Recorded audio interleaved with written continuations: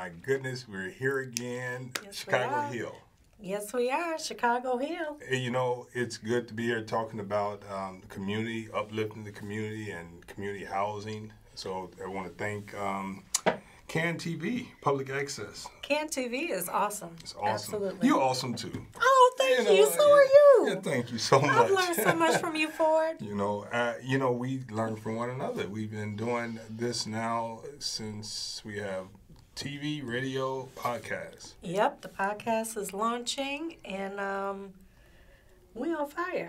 You know, we hope people join us each and every week. We're on, starting on Friday, right here on CAN TV, where we're talking about building up the communities, building up families, and helping people heal. Yes. Then we're on WVON on Saturdays from 2 to 3.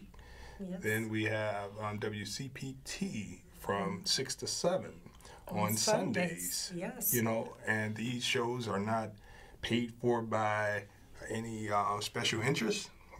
We pay for them ourselves. So, you know, we're very happy to give back to the community that way. It's a service to the community. Service to the community. And we dedicated Fridays, 30 minutes on CAN Access TV to the youth. To the youth. We need to really listen to the youth. I think you drafted one today. I mean, you drafted someone. I mean, you might have drafted the MVP. I mean, I drafted some, but you might have drafted the MJ. I don't know. We're gonna find out. You guys tell us what you think about this one.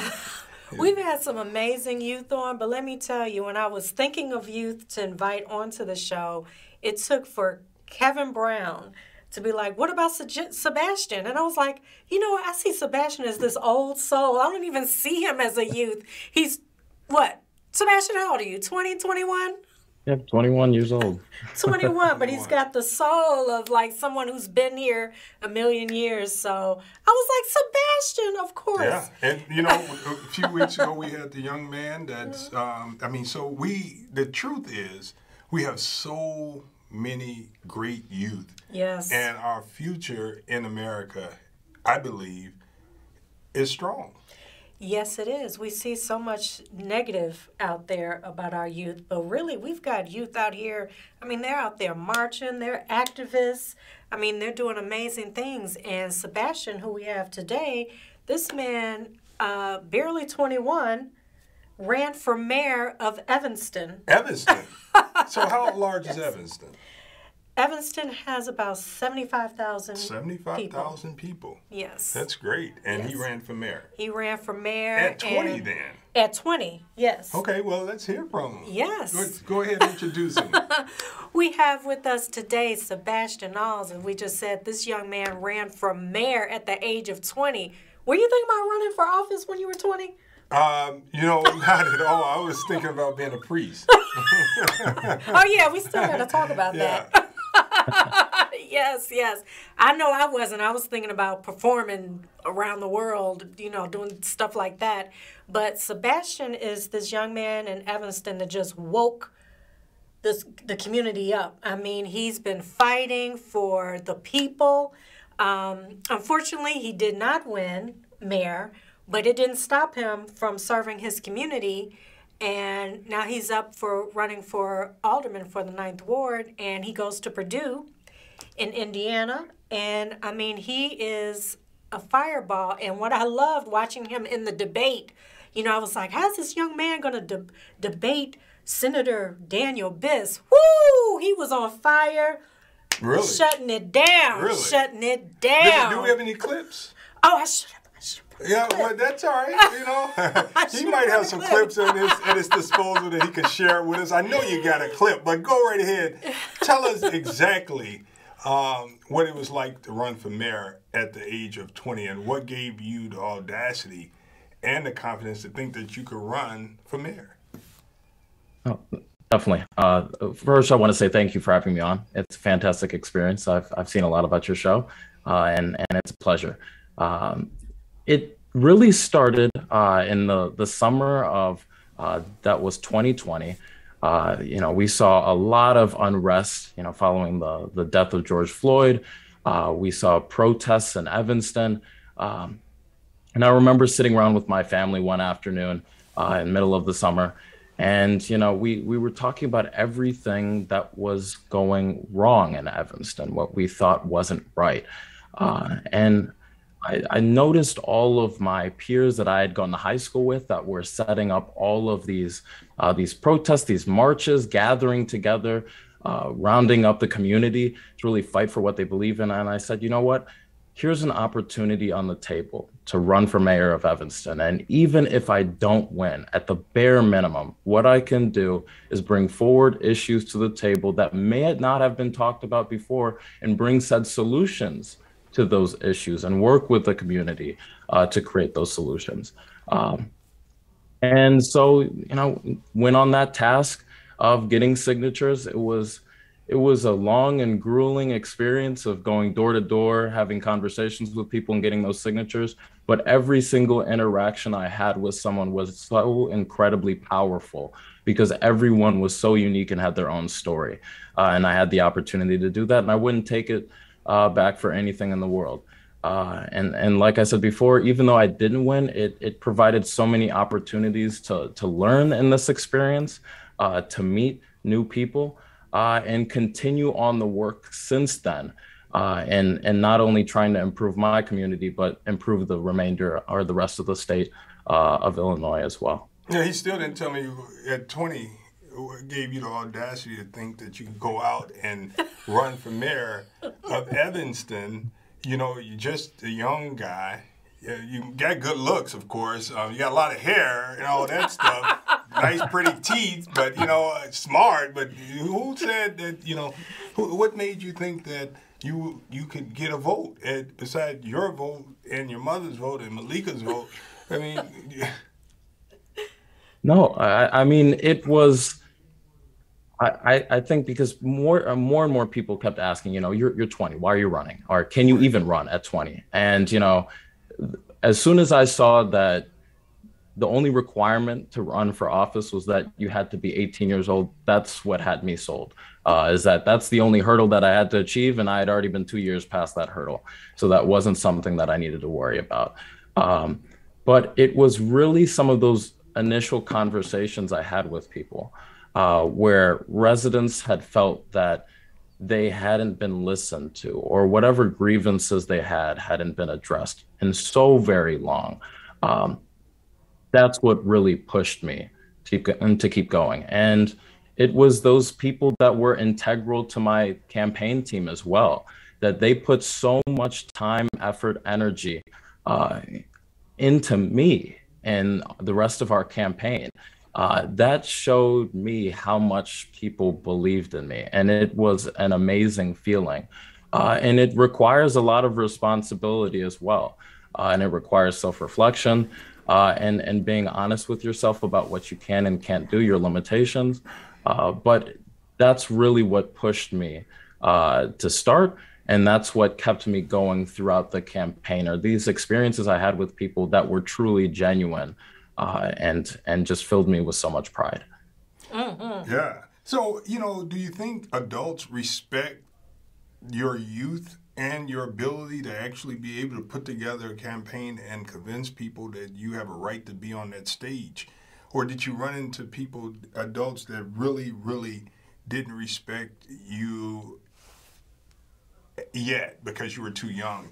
And so the big question is that, but do adults respect young people enough to give them the confidence to be bold? Yeah, I would say that it was a mixture of both. You will always have people that will doubt you no matter what. And they will always come up with reasons to doubt you. Age was always, it was always a factor. My experience was always a factor. And for some people, race was a factor. Those are the experiences that I had on the campaign trail. And my job was to put forth the best policies that I possibly could. And that was my reflection of whatever experience or whatever I brought to the table. I asked people, please look past the number that goes on my birth certificate or the year that I was born on. Let's focus on the policy and the work that we're doing and the message that we're pushing, because that's so integral. And it's hard, especially for youth, to really have a voice.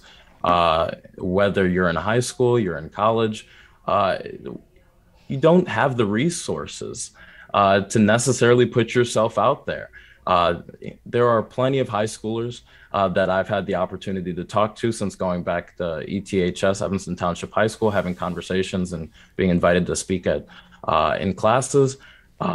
And it's the lack of opportunities that are available to some students to really step forward and have a platform. And that's why I'm so happy that you all are dedicating time to youth, because this is so important that they're able to platform and bring forth any type of policy change, whatever message that they want to bring forward, and really begin to change the discussion from what we've seen in years past and to the future to come.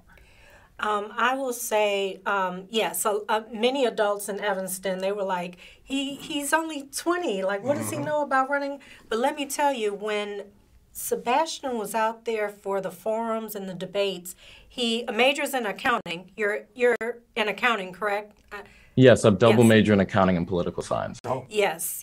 And he comes from a family of accountants. So when they were speaking budget, he knew that budget of the city like inside out. He blew people away. They were like, but that's why we were like, he's an old soul. Like, he's been here before. So how many people were in the race? It was 3 people in the race. So you had Senator Daniel Biss and Lori Keenan. So did the name idea, did Daniel Biss spend more money than you? Was it money? Did you have a chance of winning if you had resources? Is that what limited your ability to get across the finish line as the #1 candidate?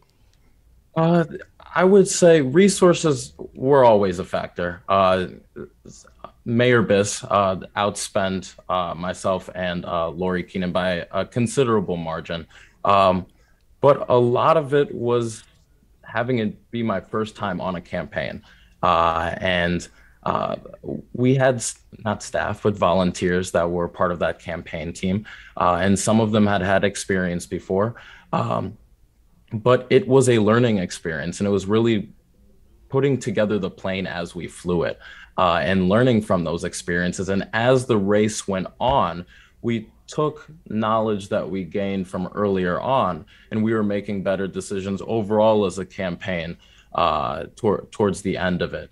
After that campaign as well, that concluded, I joined on Devon Reed campaign for 9th or 8th Ward Alderman and served as his campaign manager. And we were successful in winning that campaign and winning him that seat. And I like to credit the experience that I gained during that mayoral campaign and some of the work that we were able to achieve there.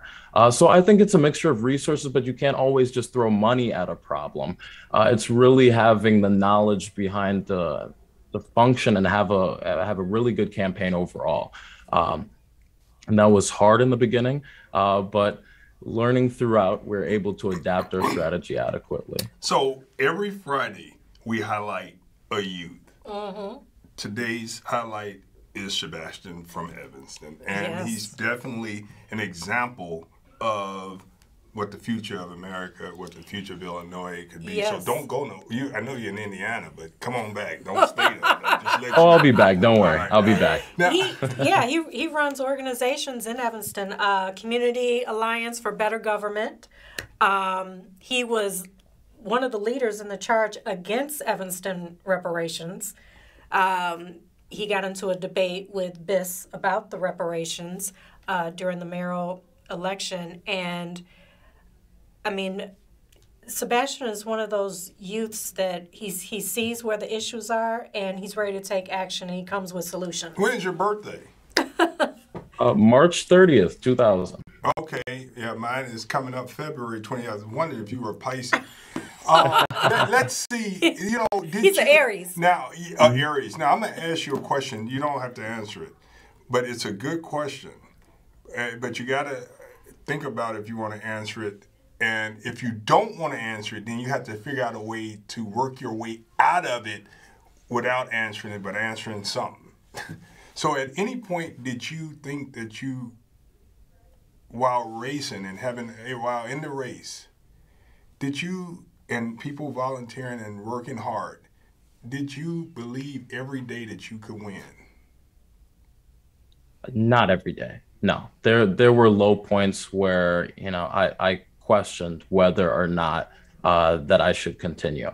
And there was one individual in particular, Marsha Cole, who passed away sadly recently, who was on my campaign team. Amazing woman. And she hustled so much. There were some days where I would look at her and I'm like, okay, you've got to relax. We've got to take it one step at a time. And she was out there getting signatures, knocking on doors, hustling. And I went to her one day and I'm like, Marsha, I don't know if I can keep going. I'm out here making calls all day long. I'm walking around, talking to people, and it is nonstop. All I see in the news is, Sebastian Nalls about his age or this, that, and the other. And I don't know if I can keep going. And she said, no, Sebastian, no. You need to stop that right now. And I want to see you win. And I'm going to do everything in my power to make sure that you win. And it was that passion, that drive that she had, that complete confidence in me and my ability. That's when I recognized and I said, you know what? I have to do this. That this just isn't Marsha that's like this, that there are other people in Evanston that feel that same way. And that feel that, that I can make a difference and work with the community to make a difference, because I don't have the answer to every single problem out there. And it requires a whole community, a whole family, a whole network coming together to bring together these solutions. But even though I only received 9% of the vote, it was 9% of Evanston voters that were willing to take a gamble on a 20-year-old with no experience prior, and to lead Evanston. And that was powerful in and of itself. And it showed that Evanston in particular is ripe for change, progressive change. And so that is really what kept me going and what continues to keep me going today.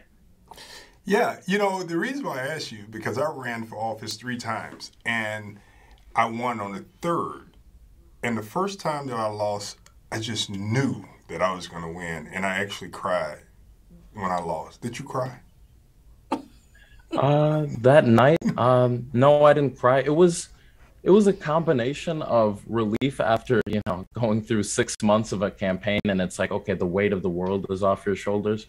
And I knew that wasn't the end of anything, and that it was only the beginning, and that there was still a lot of work that needed to be done in Evanston.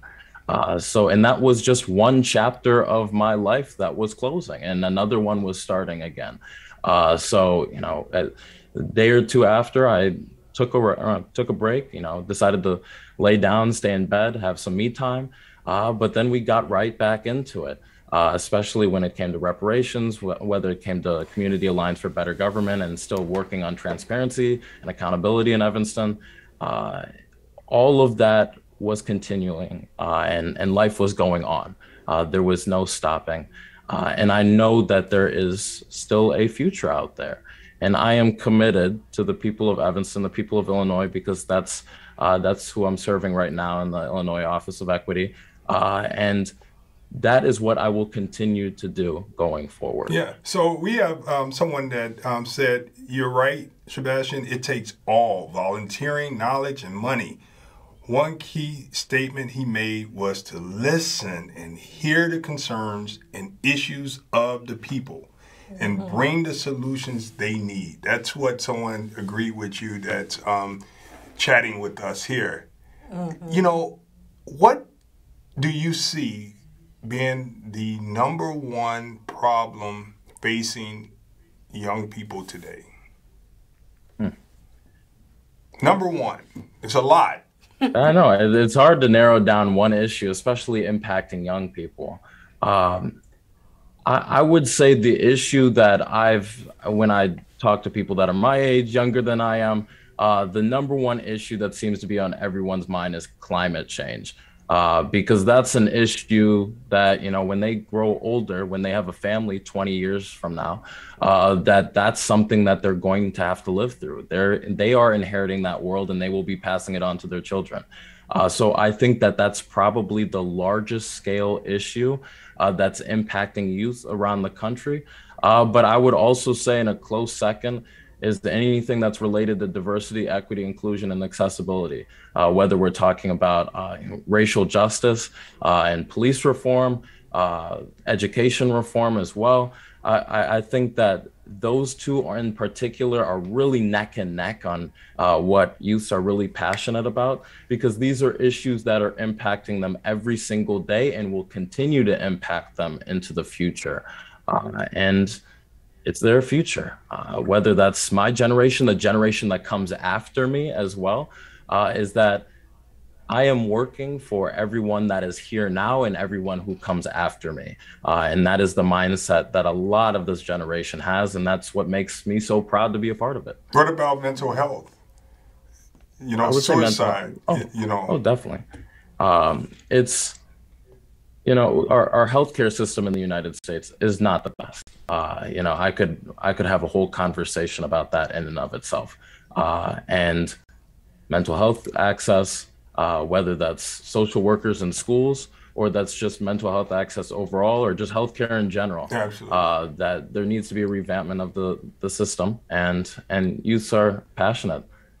What about access to careers? I mean, right now we push people to go to four-year universities to get a degree, but no options for the trades. Do you see that being a problem in the circles that you work in? I would say that because not everyone can go to trade school, not everybody can go to the military, not everybody can go to college. And it's really, especially when it comes to high school education, is preparing students, preparing youth to enter adulthood. That's the most important piece. And a lot of times I've noticed that that high schools can tend to have a direct pipeline to college, and they treat it as, this is a college prep, your next step is college. That's not in everybody's plan. And so what schools need to do in particular is adequately lay out options for students and say that here are your options that are on the table. And that way, we can go forward into the future. So we got to wrap up. You got some advice for the young people before we end the show that features Sebastian, the future politician? I would say, keep going. There will always be bumpy roads. There will always be individuals that are standing in your way, and that will fight against what you're trying to fight for. But we have to recognize that we are fighting for something that is simply greater than just ourselves. And that is what motivates so many people, that we have the opportunity to make such significant change. So keep pushing, no matter what. You fall down 1,000 times, get up 1,001. Keep on fighting every single step of the way, and we will create change that is meaningful, that is powerful, that truly transforms our community here in Chicago, Evanston, and in Illinois and the nation as a whole. Sebastian, one of the questions we've been asking the youth since we started this focus on the youth on Fridays here at CAN TV is we had heard many youth at an event at the Thompson Center say that the older generation has failed them. What are your thoughts on that? I think every generation complains about every single generation. It happens, from one to the other. And every generation has its mistakes. And we will, no doubt, my generation will have mistakes of our own, and so will the generation coming afterwards. What is important now is to recognize that we have a generation of millennials, Gen Z, that are coming into age and are becoming adults and are ready to take the mantle. And what I would like to see older generations do is recognize that this is their future now. and that we are passing it on to the next generation so they can start making decisions and so that they can start making change, and give them a chance to do so. Because if you don't, when will we ever learn how to? I think that's the most important takeaway. Yeah, absolutely. Never. It's worse than trying to, when you graduate from college, you want to apply for a job, but they say you have no experience. Right. Well, nobody wants to give you a chance. It makes no sense. I mean, so what's the latest book you read, you recommend? The latest book I've read. You got it right there? No, I'm trying to think. I would have to say Between the World and Me, I believe is the title, if I'm remembering it correctly, by Ta-Nehisi Coates. Yeah. Amazing novel. I read it in high school, read it again recently, and I would definitely suggest it to people. Did you read 1619 Project? No, I haven't. I've done some good, not necessarily research, but I've looked into the project itself, but I haven't read it in its entirety. Yeah, it's almost as big as the Bible. No, I was like, it would take me a while to get through all of that. Right. Well, we're very delighted to have you here, and we hope that our viewers see that the future is bright for America, because we do have lots of people out here that that's working hard, like Sebastian. Yes. Again, I'll say it. It seems like they're so much younger thinking of how to fix the world. And when I was younger, I was like kicking it. Yeah. I mean, society has really forced people to be more serious about life. And either you're going to be serious about life or you're going to kick it. Right. It's almost... There's no time for kicking it. I'm sure you kick it, right? Oh, yeah. No. It's today Friday. You're going to go kick it after this. You're like, is this over yet? Oh, yeah. I make sure that, I take time to myself. I think that's also integral for any youths that are interested in really getting active, that you need to have a life separate from everything else that you do, any advocacy work, because you need to take care of yourself first and foremost. You can't fight for any cause if you're not alive. So focus on yourself, make sure that you're okay, and then you can make sure that other people are okay as well. So I mean, you got a live audience here. Are you dating? You don't have to answer that. I am not seeing anyone right now. I'm a college student. I'm working on what's best for my community right now. That's my focus. So his phone number is 591-2222 if you want to reach him. Yes. Well, I look forward to Sebastian's future. I'm following his future, because he didn't win the race, but we felt like he was a winner. Oh, he anyway. Won. He won. The community won. He won. I would say there's no doubt he won. The community won. Yes. What issues do you think you brought up that would not have been issued if you didn't join that race? I know one. Tell us one, and then he yeah, I would say, Malika, you go. Reparations. He brought that to the table. Oh yes, he was like, "How dare you just say, here, take what you can get, and that's it." Is that what he brought to the table? That was one. That was just one. That's one of the issues. Yeah, I mean, it was. So if he wasn't in the race, reparations wouldn't have been an issue. It would have been all it would have been all flowers and roses. Mm-hmm. And what else? I would say, because a lot of the work that we were doing was centering around police reform. That was a big ticket item. Mm-hmm. We were able to put out a police reform packet that fully was laying out steps on what we wanted to achieve in the Evanston Police Department, establishing programs for youth in early child care, as well as transitioning into adulthood. We talked about affordable housing. I know that would have came up as well.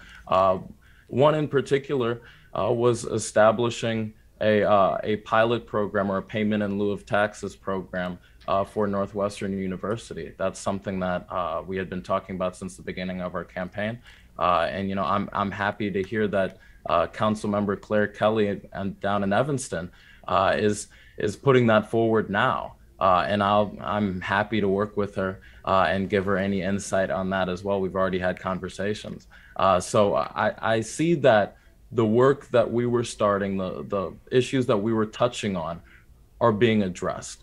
And that is what is so important to me. And we have to continue to do that work too. It doesn't start by just bringing up the problems. It starts with actually putting forward solutions and acting on those solutions. You got a PlayStation or Atari? What you got? What you got? What is that? A PSP? I spend my free time. I like to play basketball. I got my Xbox right over here. Xbox. Okay, so you do have that outlet. You know, I used to have an Atari. Did you? I had an Atari. You know what an Atari is? Oh yeah, I know what an Atari is. Never had one myself. The Nintendo? What about the Nintendo? You know? I didn't have a Nintendo. I did have a Wii way back in the day. A Wii? You remember Wii? I forgot about the Wii. Yeah. So, and I hear that you're 6'5". Yes. So also in my free time, what I do, I work for Purdue University basketball. So I travel a lot on top of everything that I do.